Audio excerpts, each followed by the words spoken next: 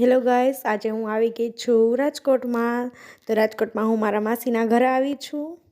હજી તો અમે આવી અને ચા પીધી છે. તો મારા નણંદબા કહે છે કે ચાલો ભાભી આપણે રાજકોટમાં પફ પીઝા ખાવા જઈએ. તો અમે નીકળી ગયા છીએ, હું અને મારા નણંદબા. તો અમે લિફ્ટની રાહ જોઈએ છીએ. તો લિફ્ટ આવે છે, આ લિફ્ટ આવી ગઈ છે. અમે બી નખરા કરતાં કરતાં જઈએ છીએ. લિફ્ટમાં એવો વિચાર આવ્યો છે કે ચાલો એક ફોટોશૂટ થઈ જાય લિફ્ટમાં. એવું ને મારા નણંદ લિફ્ટમાં ફોટોશૂટ કરીએ છીએ. ચાલો આ પહોંચી ગયા છીએ આપણે પાર્કિંગમાં. તો મારા નણંદ ગાડી લેવા માટે ગયા છીએ, તો ત્યાં સુધી આપણે અહીંયા ઊભા રહીએ. અમે લોકો નીકળી ગયા છીએ, પણ જોયું ત્યાં તો ગાડીમાં પેટ્રોલ નથી. તો હવે શું કરવું?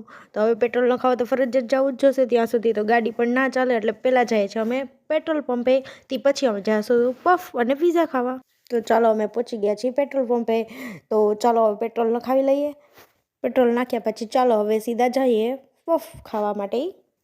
તો ચાલો હું ને મારા નણંદબા નક્કી કરીએ છીએ કે પહેલાં આપણે પફ ખાવા જઈશું કે પહેલાં ભાભી પીઝા ખાવા જઈશું. તો એ મને એમ પૂછે છે, એટલે મેં કીધું કે પહેલાં આપણે પફ ખાવા માટે જઈશું.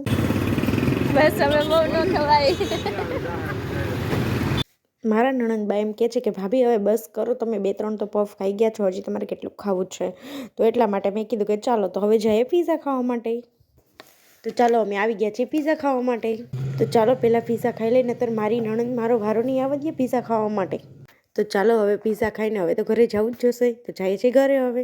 ચાલો પાછા અમે આવી ગયા છીએ. અમે બે પાછા આવી ગયા છીએ. ઘરે ભૂગું અમ ત્યારી છે બે ભોગી ગયા. ખુલી જાઓ.